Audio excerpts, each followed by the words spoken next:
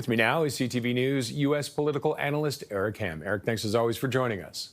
It's good to be with you. Thanks for having me. How do we interpret Trump leaving the G7 early? Well, considering that we all knew that the Iran-Israel conflict was certainly going to be front and center, and any country that is going to play a role in shaping or leading to de-escalation is actually right there at that summit. And so it's actually a bit of a surprise that the president decided to leave, especially considering that much of the stage and much of what was going to be addressed and discussed at this summit certainly involved the president of the United States.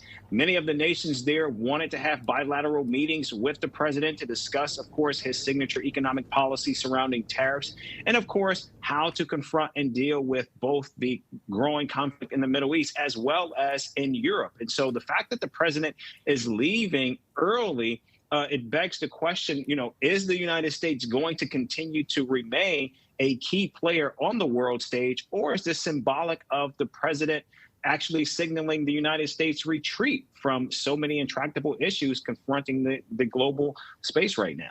And within the summit itself, what does this mean for the rest of the summit? We saw the talk of a deal, or the deal come out between Canada and the U.S. They're going to work on it, pursue it. But where does that leave the rest of the summit now? Yeah, that's a really good question, because, again, so many of these leaders, particularly many who the prime minister invited, from Claudia Sheinbaum of Mexico, Narendra Modi of India, all of these leaders wanted certainly their FaceTime with the President Volodymyr Zelensky as well. And so I think this leaves a gaping hole with the president of the United States no longer there in attendance.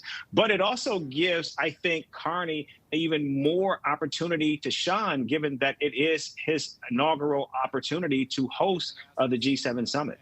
What would help him shine with Trump gone?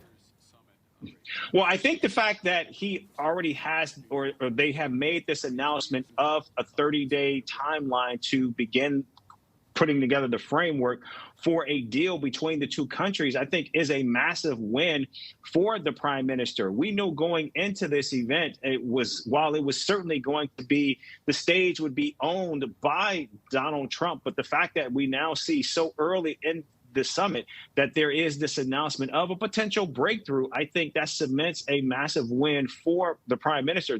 The big question going forward now is, can he actually bring that deal over the finish line? And that's not going to be an easy feat with such a mercurial leader in Donald Trump. Okay, Eric, thank you as always for your insight. Appreciate it. Thank you. CTV News U.S. political analyst Eric Ham.